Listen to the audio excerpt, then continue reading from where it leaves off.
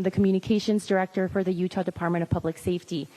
This evening, we have FBI Director Patel, FBI Deputy Director Dan Bongino, Special Agent in Charge Robert Bowles, Governor Spencer Cox, Lieutenant Governor Deidre Henderson, and Commissioner Anderson, as well as Commissioner Bo Mason, as well as some local partners here present with us today.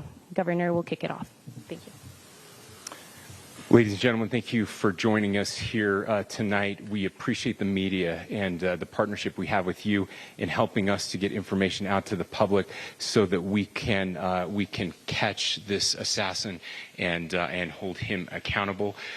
We are going to share a portion of a video and that we have of the suspect, as well as some new stills. Those have already been released, but we want to make sure that they get as much attention as possible so that we can get help from the public in tracking down this evil human being.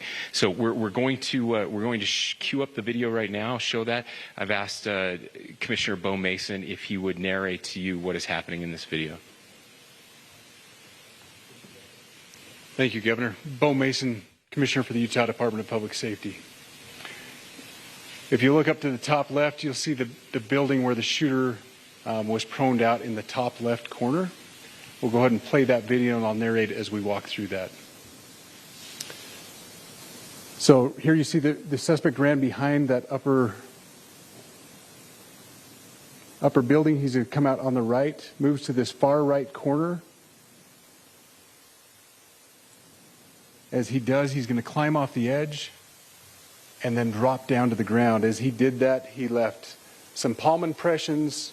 There's some smudges, some places we're looking to collect DNA.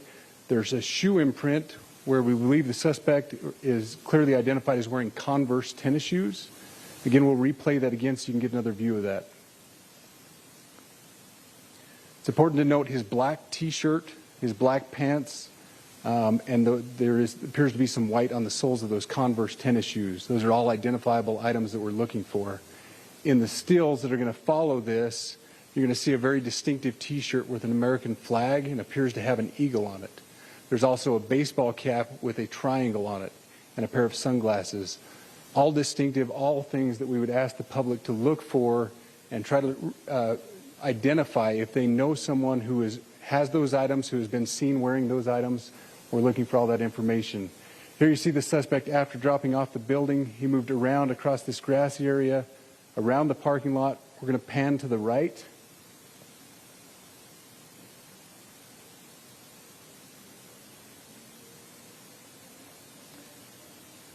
After he crosses the street, this is where he moves over into the wooded area. This is the video evidence that we utilize to track his movements and to locate that firearm in that wooded area following the discovery of this evidence.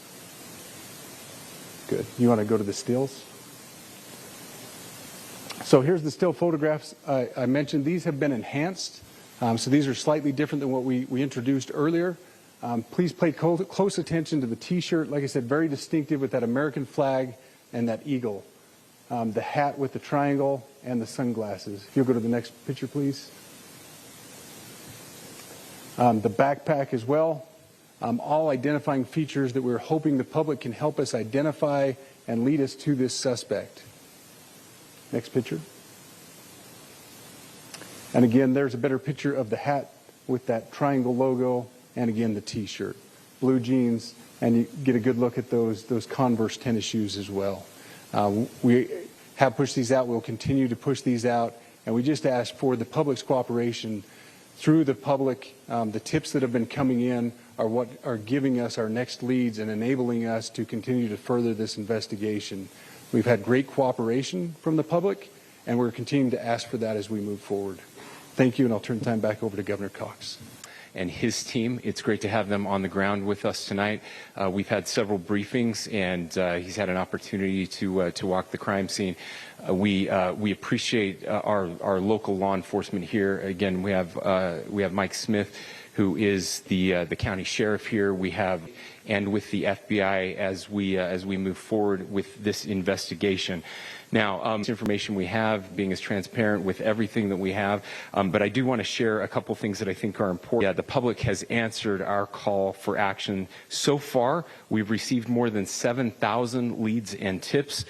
I would just note that the FBI hasn't received this many digital media tips from the public since the Boston Marathon bombing.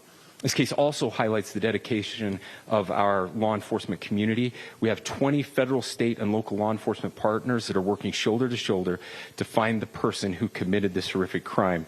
With their support, we've completed nearly 200 interviews. As you're aware, as has already been reported, the FBI is offering a $100,000 reward for information leading to the identification and arrest of the person responsible for the murder of Charlie Kirk. We also continue to implore the public to support this investigation and come forward with any information. We are truly hopeful that this video and new photos will lead to even more tips. We are processing. We have an incredible team, a state and federal team working together to process those tips. We are going out in tandem to interview any potential person of interest or suspects. But we need, again, we need as much help as we can possibly get.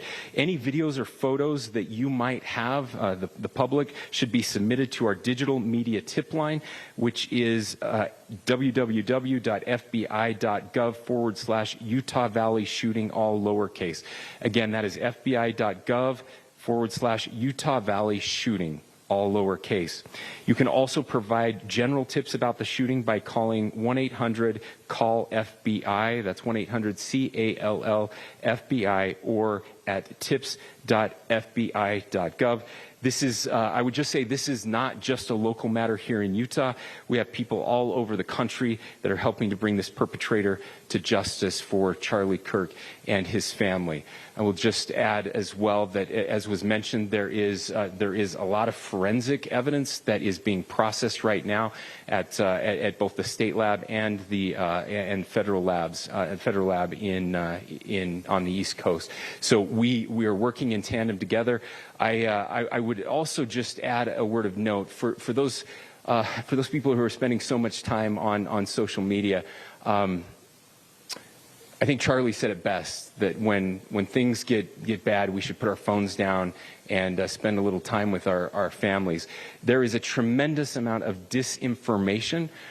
We are tracking our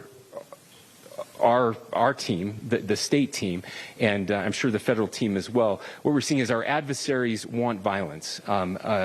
China, we have bots from Russia, China, all over the world that are trying to instill disinformation and encourage violence. I would encourage you to ignore those, to turn off those streams, and to spend a little more time with our families. We desperately need some healing. We'll have more to say about that in the days and weeks to come. More than anything, we are going to catch this person. Last thing I will just say is we've been working with our attorneys, getting everything that we need, affidavits ready, so that we can pursue the death penalty in this case, and that will happen here in the state of Utah.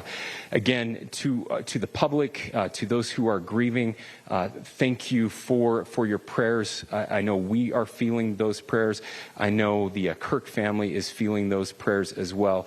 We pray that God will bless our nation at this very dark time.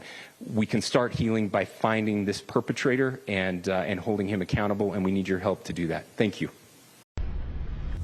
Information. Truth is freedom. Is Newsmax. It's real news for real people.